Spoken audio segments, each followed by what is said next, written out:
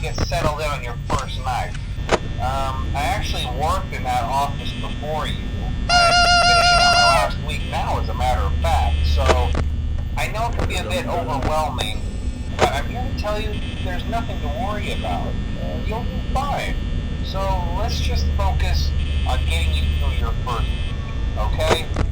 Let's see. First, there's an introductory greeting from the company that I'm supposed to read. It's kind of a legal thing, you know. Welcome to Freddy Fazbear's Pizza, a magical place for kids and grown-ups alike, where fantasy and fun come to life. Fazbear Entertainment is not responsible for damage to property or person.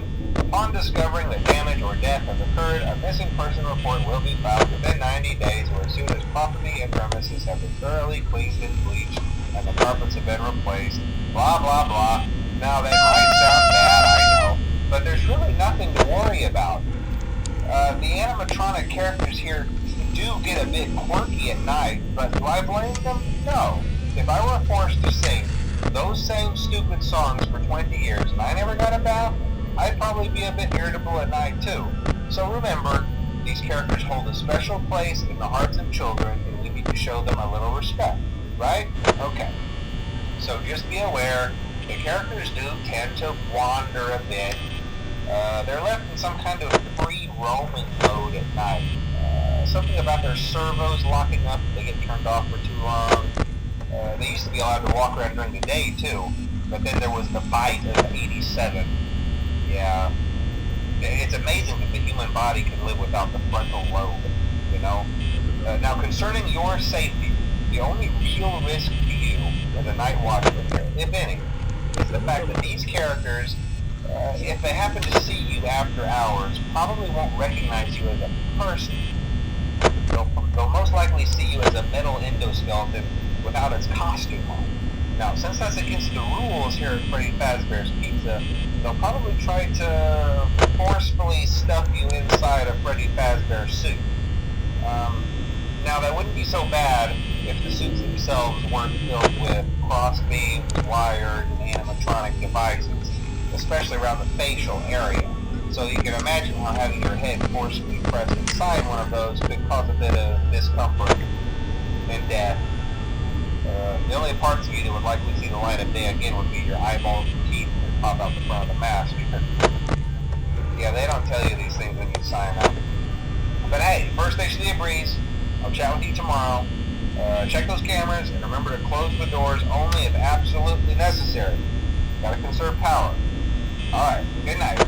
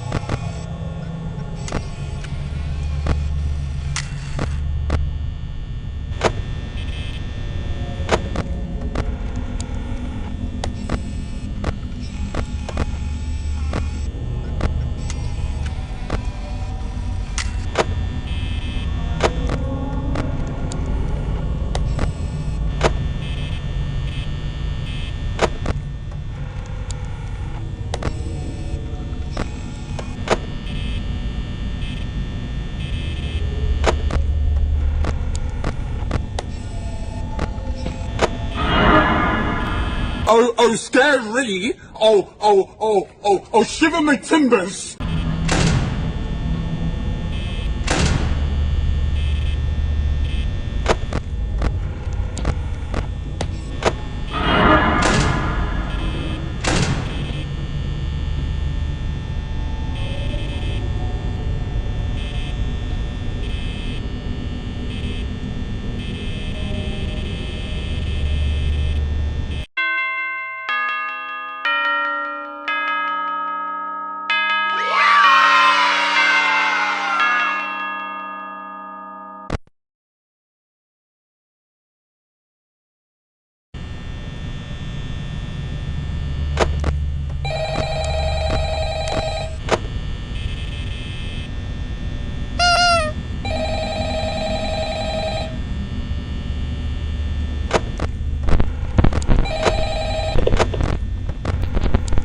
Hello? Hello? Well, if you're hearing this and you made it to day 2, congrats. I won't talk quite as long this time since Freddy and his friends tend to become more active as the week progresses. It might be a good idea to peek at those cameras while I talk, just to make sure everyone's in their proper place, you know. Interestingly enough, Freddy himself doesn't come off stage very often. I've heard he becomes a lot more active in the dark, though, so hey, I guess that's one more reason not to run out of power, right? I also want to emphasize the importance of using your door lights. There are blind spots in your camera views, and those blind spots happen to be right outside your doors. So if you can't find something or someone on your cameras, be sure to check the door light. You might only have a few seconds to react. Not that you would be in any danger, of course. I'm not implying that. Also, check on the curtain in Pirate Cove from time to time. The character in there seems unique in that he becomes more active if the cameras remain off for long periods of time. I guess he doesn't like being watched. I don't know. Anyway, I'm sure you have everything under control. Talk to you soon.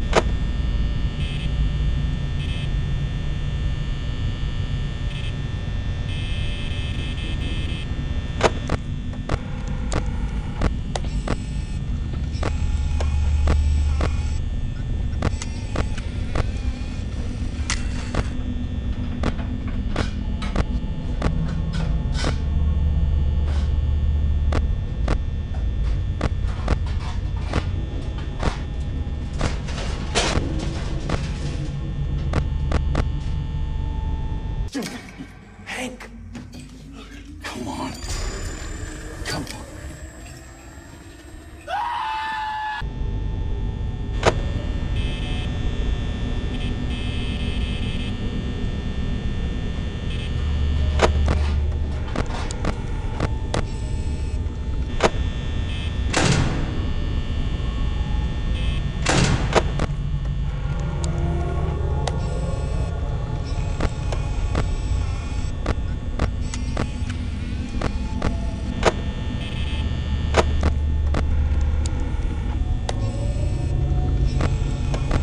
Bombastic side eye.